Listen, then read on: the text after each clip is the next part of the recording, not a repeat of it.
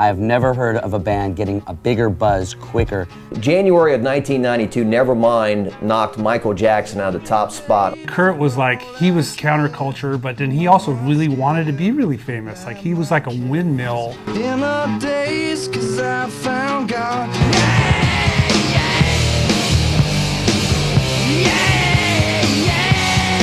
As Nevermind shot up the charts, Kurdt became a symbol for a generation of frustrated and alienated youth.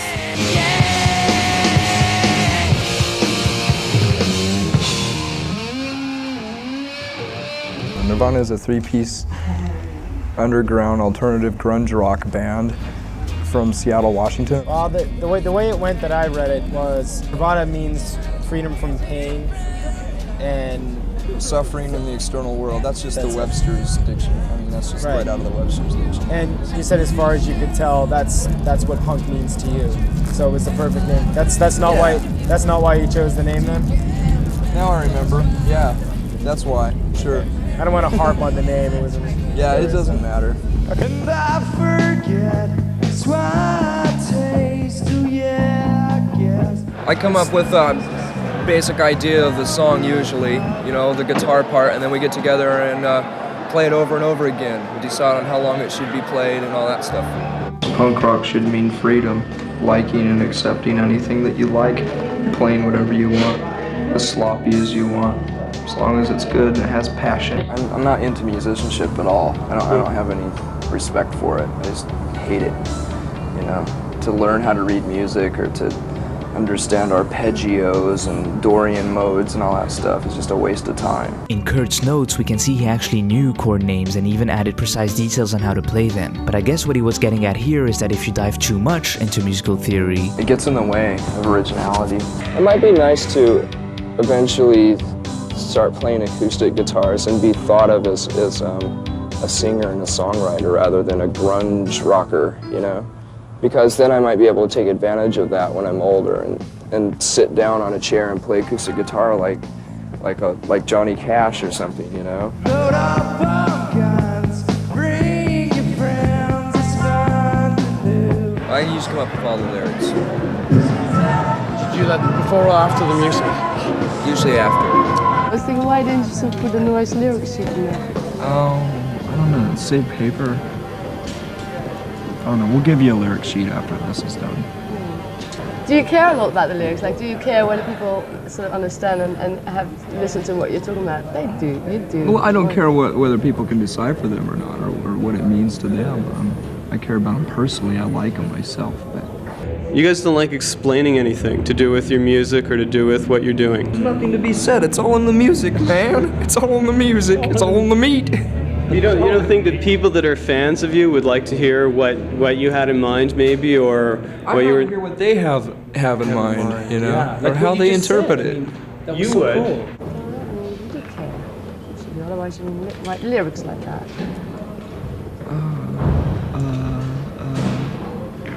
no, I don't care. Music comes first. Music is number one. Lyrics are secondary. Sure. I mean, when I write a song, the lyrics are the least most important thing, so I don't dwell on it at all. I can actually have 2 or 3 different subjects within a song, and then the title will mean nothing to the rest of the music. We can't explain ourselves. We don't consciously think about our music, so we can't explain it. Therefore, interviews are worthless. Let's go. there are several recurring themes that can be found across his lyrics. One of them is gluttony, and another one is a lack of generation gap. There are a lot of kids, like in high school, who are listening to the same music as their parents, you know? It's really gross. I think in that sense on my own, like when I'm not writing music, I'm sure it bleeds into our songs, but I don't like to make it obvious. Teen Spirit references those themes as well, though it was more obvious in the draft version of the chorus. Also, based on this early tracklist of Nevermind, we can see the original title of the song was Libido.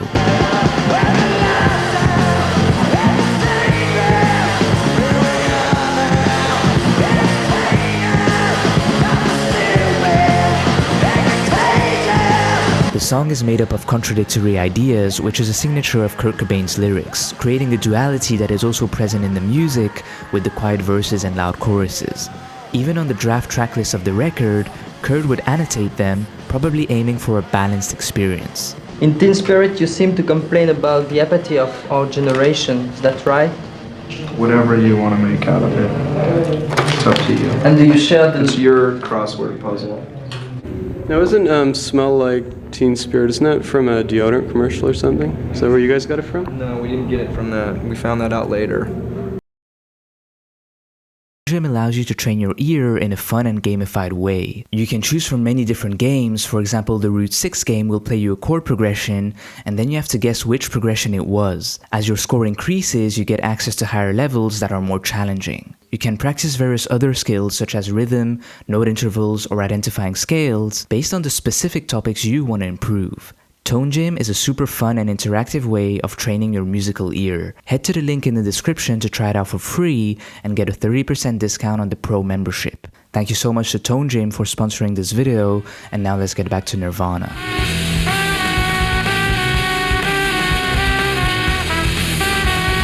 Did you have anything to do in elaborating it, doing it? I thought of the whole idea. It was just our idea was to have a pep assembly scene that's gone bad.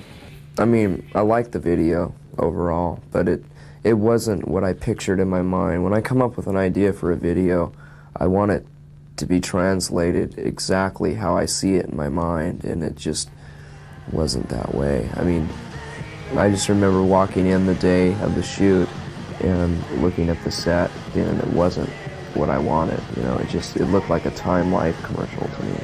You know, with that backdrop, it just looked like too contemporary.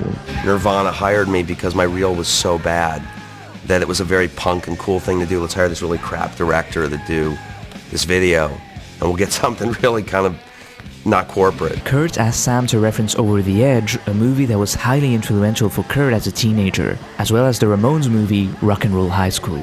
I had a cut of the video that had some other stuff in it that looking back, it just wasn't that good. There was other characters from the high school gym, the principal, and other kind of like very music video cliche stuff and that was in the video.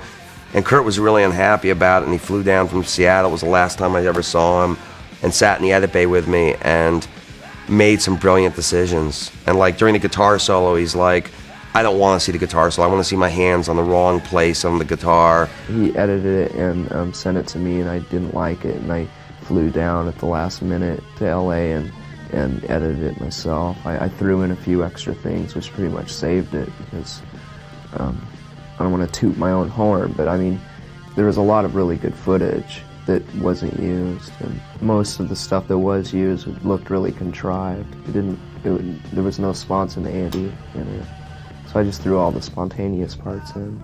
My favorite edit from Kurdt is right after the solo, where he lets the shot roll rather than cutting to other shots. I found it hard, it's hard to find the real world there, but never mind. That is a medium that's difficult for a band to have control over, because you don't really, you know, the video is in the hands of the director kind of thing. Not with Kurt Cobain around. Yeah, I'm a little Napoleon. He's a little Napoleon, right. So they really come out as per you wanted them to represent the song kind of thing. Well, yeah, I mean, not with Chris Novoselic around. That's right. Kurdt Kobain was heavily involved in the music videos, creating storyboards for the directors. For Teen Spirit, his original idea contained other settings in addition to the school gymnasium. Our parents are in control of the entertainment industry, and there's no generation gap anymore because the kids and the parents like the same music, and it's really frightening to us. So maybe that's what we tried to incorporate into the video. It changed the entire look of MTV. It made the band successful, and it helped them sell a lot of records, but it made MTV very successful. Which is kind of paradoxical because Kurdt hated MTV. Totally. What is MTV in determining what not only America but what the rest of the world gets to even hear? What do you think? And that's it's a monopoly. It's a 99% monopoly. And that's a disturbing Do you still believe what you read or see on television? Never. I never did before, but I don't believe even more now. It's the only thing I've learned. I don't have the right to make an opinion on anything that I read or see on television until I go to the fucking source myself, personally. For the most part, most heavy metal is always been pretty sexist, so you know, there are a lot of areas in it that I don't agree with, but that's no reason to exclude a person from you know, having the opportunity to listen to your music. What if Donald Trump wrote good songs? You wouldn't listen to him? You know, I think I'd listen to him. Some of it is too much for him, I think. For all of us, really, it's a little overwhelming. Either I've accepted it or I've gone beyond insane to where I can deal with it. You know, just try to be humble because this is not going to last forever. You know, a few more years and... This angel from In Utero really captures the split personality and soul of Kurt Cobain. It's ethereal, yet its guts are hanging out. That's Kurt Cobain. Just keep practicing and don't give up. Just never give up. Play as often as you can and be really dedicated and try to write good music and don't worry about